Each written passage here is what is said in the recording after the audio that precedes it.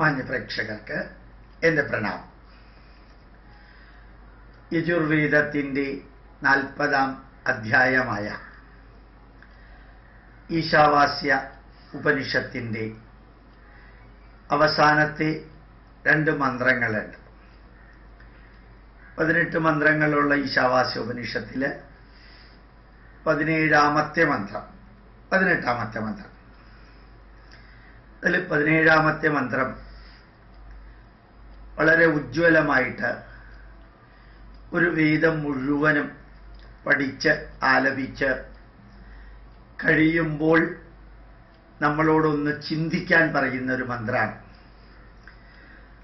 അതേ മന്ത്രമാണ് ശ്മശാനത്തിൽ മാതാപിതാക്കളുടെ ഡെഡ് ബോഡി ജഡം ചിതയിൽ വെച്ച് എല്ലാ കർമ്മങ്ങളും ചെയ്ത് മൂത്ത മകനും മറ്റു മക്കളും മൂത്ത മകൻ കൈകൊണ്ട് ദർഭപ്പുല്ലെടുത്ത് ഡെഡ് ബോഡിയെ സ്പർശിച്ചുകൊണ്ട് പറയുന്നൊരു മന്ത്രം. മറ്റു മക്കൾ അടുത്ത് നിൽക്കും, അല്ലെങ്കിൽ അവർക്ക് വേണമെങ്കിൽ അവർക്കും ദർഭപ്പുല്ലുകൊണ്ട് അച്ഛൻ്റെ അമ്മയുടെ ഡെഡ് ബോഡി തൊട്ടുകൊണ്ട് ഈ വേദമന്ത്രം ആലപിക്കാം. യഥാർത്ഥത്തിൽ ശ്മശാനത്തിലെ ഡെഡ് ബോഡിയുടെ അടുത്ത് വേദമന്ത്രം ആലപിക്കാറില്ല. ഈ ഒരു മന്ത്രം അന്വർത്ഥമായതുകൊണ്ട് അത് ആലപിക്കാൻ നമ്മുടെ പൂർവികർ പെർമിഷൻ കൊടുത്തു. ശരിക്ക് വായുരനിലം അമൃതമതീതം, ഈ ഡെഡ് ബോഡി ഇത്രയും കാലം ജീവിച്ചിരുന്നു. ആ ജീവിച്ചിരുന്ന കാലത്ത് വായുവായിരുന്നു ആധാരം. അനലൻ അഗ്നി, ജഡരാഗ്നി അകത്ത് 24 മണിക്കൂറും പ്രവർത്തിച്ചതുകൊണ്ടാണ് ജീവൻ നിലനിന്നത്. അപ്പോൾ വായുവും അഗ്നിയും അമൃതമതീതം, അമരത്വമുള്ള ജീവനും ജീവചൈതന്യവും നിലനിന്നിരുന്നു. വായുരനിലം അമൃതമതീതം ഇതം ശരീരം ഭസ്മാന്തം, അത് മൂന്നും നിറഞ്ഞിരുന്ന ആ ശരീരം അവസാനത്തില് ഭസ്മമാകാൻ പോകുന്നു. ഭസ്മാന്തം ശരീരം, ശരീരം ഭസ്മമാകാൻ പോകുന്നു. എന്നിട്ട് ഇനി ഒന്ന് പറയുകയാണ്, ഓം സ്മര കൃതോ സ്മര കൃതം സ്മര കൃതോ സ്മര. കഴിഞ്ഞ കാലത്തെ കുറിച്ച് ഓർക്കുക, ഇപ്പൊ എവിടെയാണ് കിടക്കുന്നത് എന്നുള്ളതിനെ കുറിച്ച് ഓർക്കുക. ഏതാനും നിമിഷം കഴിഞ്ഞാൽ എന്താണ് സംഭവിക്കാൻ പോകുന്നത് എന്നുള്ളത് ഓർമ്മിക്കുക, ഓർമ്മിക്കുക, ഓർമ്മിക്കുക, ഓർമ്മിക്കുക. The past, the present and the future, അത് മൂന്നും ഓർമ്മിക്കുക. ഇപ്പൊ ചെയ്യുന്നത് എന്താണെന്നുള്ളത് ഓർമ്മിക്കുക, കിടക്കുന്നത് എവിടെയാണെന്നും ഓർമ്മിക്കുക. നമ്മുടെ ജീവിതത്തിൽ ഏറ്റവും ഉജ്ജ്വലമായിരിക്കേണ്ട ഒരു സന്ദേശമാണിത്. അത് ശ്മശാനത്തിലും പൂജാമുറിയിലും ജീവിതത്തിലും ഭക്ഷണം കഴിക്കുമ്പോഴും റോട്ടിലൂടെ കാർ ഓടിക്കുമ്പോഴും സിനിമ കാണുമ്പോഴും പ്രാർത്ഥിക്കുമ്പോഴും അമ്പലത്തിൽ ചെന്ന് നിൽക്കുമ്പോഴും എല്ലാം ഓർമ്മിക്കേണ്ടത്, ഓർമ്മിക്കാനുള്ളൊരു മന്ത്രമാണത്. പാസ്റ്റിനെ കുറിച്ച് ഓർക്കുക. നമ്മൾ ജനിച്ചത് മുതൽക്ക് ഇന്ന് വരെയുള്ള കാര്യങ്ങൾ, അതിലെ ബുദ്ധിമുട്ടുകളും വിഷമതകളും തിന്മകളും നന്മകളും എല്ലാം എപ്പോഴുമല്ല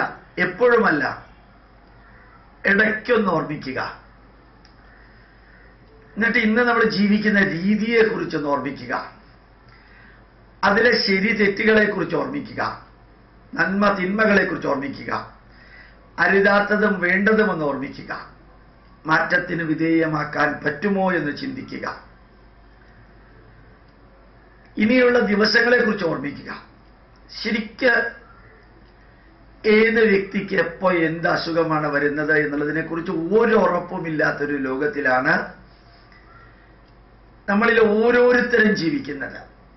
എൻ്റെ അടുത്ത വീട്ടിലൊരു സുഹൃത്ത് തൊട്ടടുത്ത കടയിൽ നിന്ന് പാല് വാങ്ങിച്ചു വരുമ്പോൾ പെട്ടെന്നൊന്ന് തലചുറ്റുന്നതായിട്ട് തോന്നി. കഴിഞ്ഞ ആഴ്ച അദ്ദേഹം എന്തോ സംഭവിക്കുന്നതായിട്ട് അറിഞ്ഞതുകൊണ്ട് മൊബൈൽ ഫോൺ എടുത്ത് വീട്ടിലേക്ക് വിളിക്കാൻ ശ്രമിച്ചപ്പോൾ മൊബൈൽ ഫോണിലെ നമ്പർ അദ്ദേഹത്തിന്റെ കണ്ണുകൊണ്ട് കാണുന്നില്ല. മൊബൈൽ ഫോൺ തന്നെ രണ്ടായിട്ട് കാണുന്നു.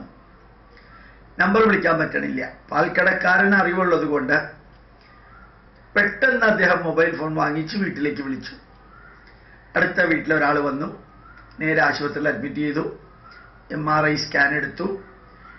ബ്ലഡ് ക്ലോട്ട് തലച്ചോറിലുണ്ടെന്ന് പറഞ്ഞു. ICUവിൽ കയറ്റി. കുറേ ഇഞ്ചക്ഷൻ കൊടുത്തു. ഒരു 6-8 മണിക്കൂർ നേരം ഈ രണ്ടായിട്ട് കാണുന്നത് നിലനിന്നു. പിന്നെ സാവധാനത്തിൽ ഭേദപ്പെട്ടു. ഇത്ര പ്രായമൊന്നും ആയിട്ടില്ല. പക്ഷെ ഇപ്പൊ അദ്ദേഹത്തിനോട് പറഞ്ഞു, സ്റ്റെപ്പ് കയറരുത്, നടക്കുമ്പോൾ ശ്രദ്ധിക്കണം, വണ്ടി ഓടിക്കരുത്, രണ്ടായിട്ട് കാണുന്നു എന്ന് തോന്നുകയാണെങ്കിൽ അവിടെ ഇരിക്കണം, ആരെങ്കിലും കൂടെ ഇല്ലാതെ പോകരുത്, ഒറ്റയ്ക്ക്. അതായത് എത്ര പെട്ടെന്ന് പെർഫെക്റ്റ്ലി നോർമലായിരുന്നൊരു മനുഷ്യൻ എത്ര പെട്ടെന്ന് ആ ഒരു ജർക്കിലൂടെ അരക്ഷിതാവസ്ഥയിലേക്ക് പോയത്. വെറുതെ ചിന്തിക്കുക. ഇതൊന്നും തളരാനോ തകരാനോ വരളാനോ വേണ്ടിയിട്ടല്ല. എല്ലാ നിമിഷവും, എല്ലാ മിനിറ്റും, എല്ലാ മണിക്കൂറും, ദിവസവും തിന്മയിൽ നിന്ന് നന്മയിലേക്ക്, അസതവും സദ്ഗമയ നമ്മൾ പ്രാർത്ഥിക്കാറുണ്ട്. ഓരോ നിമിഷവും അറിഞ്ഞുകൊണ്ട് ഇരുട്ടിൽ നിന്ന് വെളിച്ചത്തിലേക്ക്, അറിഞ്ഞുകൊണ്ട് അശാന്തിയിൽ നിന്ന് ശാന്തിയിലേക്കുള്ള പ്രയാണം, അത് നമുക്ക് സാധിക്കണം. ആ സാധിക്കലാണ് യഥാർത്ഥത്തിൽ ജീവിതം. അപ്പൊ വായുരനിലം അമൃതമതീതം ഭസ്മാന്തം ശരീരം. മരണം എന്നുള്ളത് ഉറപ്പാണ്. അതില്ലാതെ ഈ ലോകത്തിൽ ആരുമില്ല. എത്രയെല്ലാം ലക്ഷൂറിയസ് ആയിട്ടുള്ള ജീവിതം നയിച്ചാലും, എത്രയെല്ലാം സിമ്പിളായിട്ടുള്ള ജീവിതം നയിച്ചാലും ശരി, മരണമെന്നുള്ളതുണ്ട്. ആ മരണമെന്നുള്ളതുണ്ട് എന്നുള്ളതൊരു വസ്തുതയാണ്. അതിനു മുമ്പ് ചെയ്തു തീർക്കാൻ ജഗദീശ്വരൻ ഏൽപ്പിച്ചിരിക്കുന്ന ദൗത്യം, അത് വീട്ടിലെ ദൗത്യമായാലും സമൂഹത്തിലെ ദൗത്യമായാലും രാഷ്ട്രത്തിലെ ദൗത്യമായാലും എല്ലാം പൂർണ്ണമാകത്തക്ക വിധത്തിൽ ചെയ്തുകൊണ്ടു പോവാം. ഓം സ്മര കൃതോ സ്മര കൃതം സ്മര കൃതോ സ്മര. പ്രണാമം. നമസ്കാരം.